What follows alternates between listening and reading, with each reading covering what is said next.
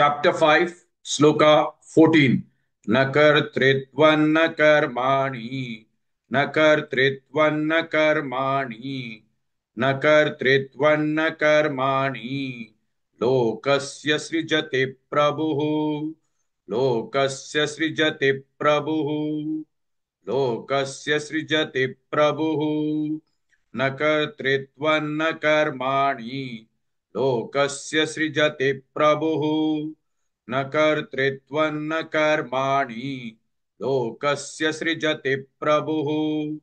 न कर्तृत्वं न कर्माणि, लोकस्य सृजति प्रभुः।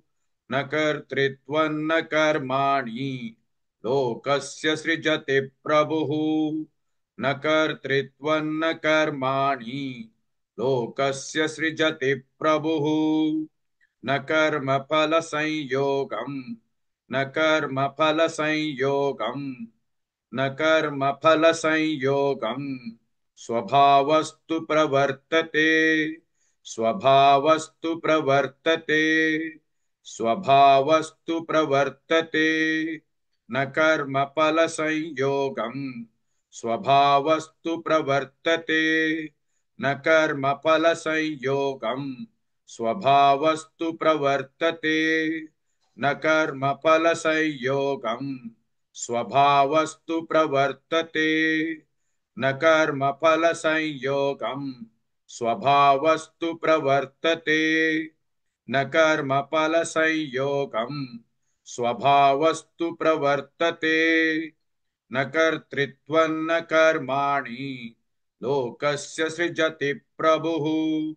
न कर्मफलसंयोगम्, स्वभावस्तु प्रवर्तते।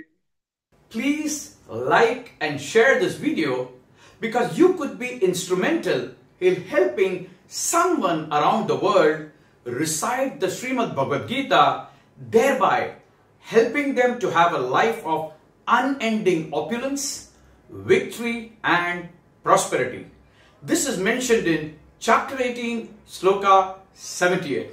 Yes, don't forget to buy my book, Leadership Can Be Child's Play. Namaste.